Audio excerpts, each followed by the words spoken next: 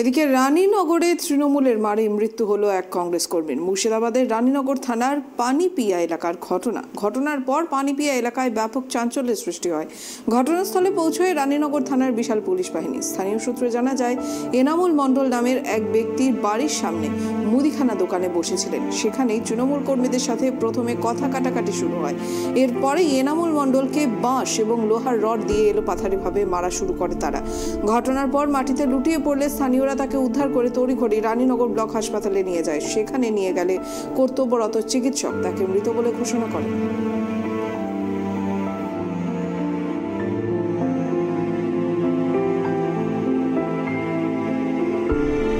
আমাদের গ্রামে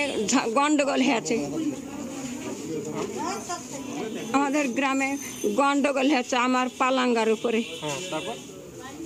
তারপর পার্টি কেন্দ্র করে টিএমসির লোক, ধরেন আমরা জোট পার্টি, আমরা জোট পার্টি, আর টিএমসির লোক তাড়াহুড়া করেছে। আমাদের লোক সেরকম নাই, সব কারল আছে।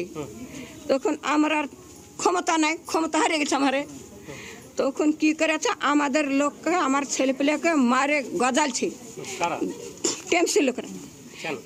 মারে ও ঝামেলা হতে হতে কথা, এক কথা দু কথা হতে হতে, বুঝতে পারলেন, তর্ক হতে হতে যা যখন না পেয়েছে তখন আমার স্বামীকে তাড়িয়ে চলে গেছে মাঠে, সব লাঠিলে চলেছে। থামছে, আমার অর্থ নেংড়া খুন, তো আমার খুনকে কেন মারছিস আর তোরা চলে যাচ্ছিস। তারপর আমি মেয়ে ছেলে বয়স্ক মানুষ তো রালিংয়ে হাঁটতে পারিনি।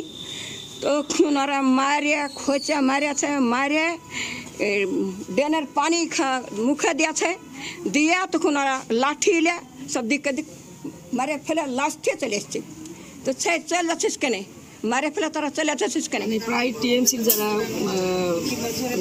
হারমাত বাহিনী আছে, আমাদের ওখানে যারা কংগ্রেস করে বা যারা করে, তাদেরকে প্রায় কেসেই কোনো কিছু হলে আসামি করে দেয়।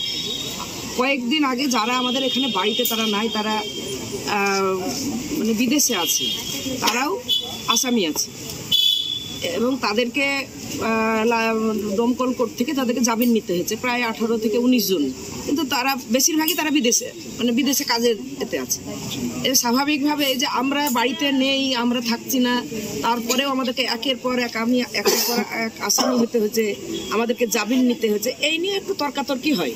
ঘটনাটা কি ঘটেছিল? তো এটাকে কেন্দ্র করে তর্কাতর্কি। আজকে তারা জামিন নিয়ে এসেছে এবং এখানে বলে যে তারা তৃণমূলের যারা ওখানে যারা মানে কর্মী বা সমর্থক বা যারা ওখানে গন্ডগোলের যারা মূল নায়ক, তাদেরকে বলে যে আমাদেরকে কেন, আমরা না থাকা সত্ত্বেও এরা কেন আসামি হয়েছে।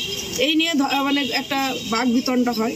তারপরে একজন তৃণমূলের কর্মী মারু খাইছে, হসপিটালে ভর্তি আছে।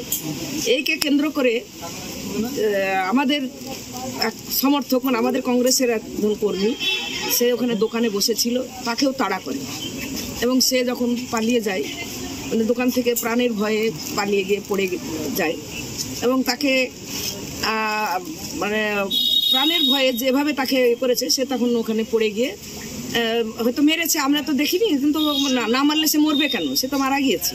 তাকে তুলে নিয়ে গিয়ে হসপিটালে পার্শ্ববর্তী মানে বেঁচে আছে বলে নিয়ে রানীনগর গোধনপাড়া হসপিটালে আনা হয়। তারপরে সেখানে মৃত্যু বলে ঘোষণা করা হয়।